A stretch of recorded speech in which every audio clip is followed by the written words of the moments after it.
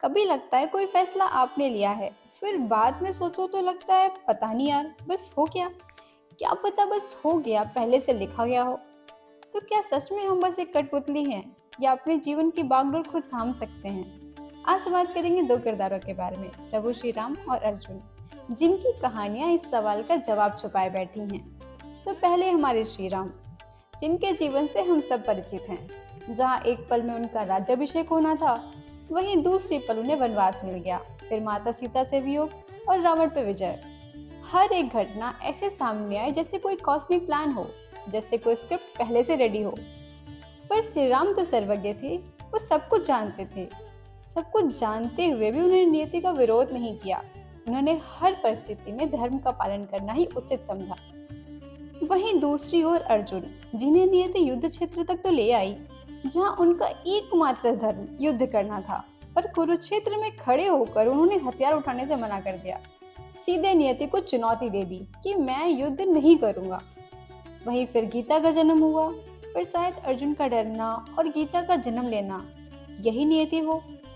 तो अगर श्री कृष्ण सब कुछ जानते थे और युद्ध का होना भी तय था, तो क्या सच में अर्जुन को चुनाव का अवसर मिला भी था? यही से असली समझ शुरू होती है। राम और अर्जुन दोनों नियति के पात्र हैं, पर दोनों की चेतना का स्तर अलग अलग है। राम सब कुछ जानते थे।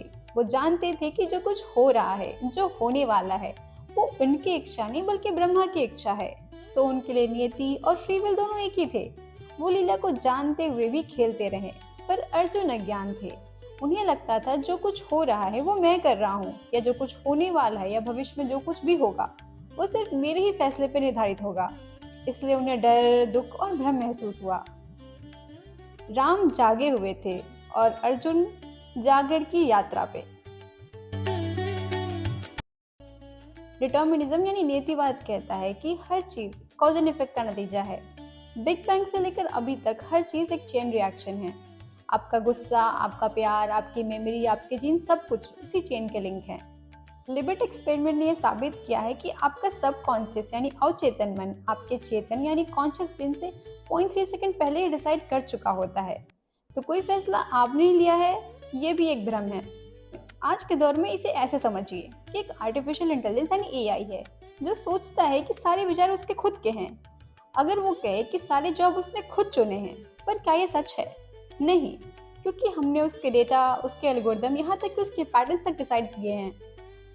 तो क्या सवाल वही है कि क्या सच में हमारे पास फ्री विल है भी? शायद है, पर तब तक ही जब तक हम जागे हुए नहीं हैं। जब चेतना खुलती है तो एहसास होता है कि जिसे मैं अपने फैसले समझता था वो सब ब्रह्मा की लीला है।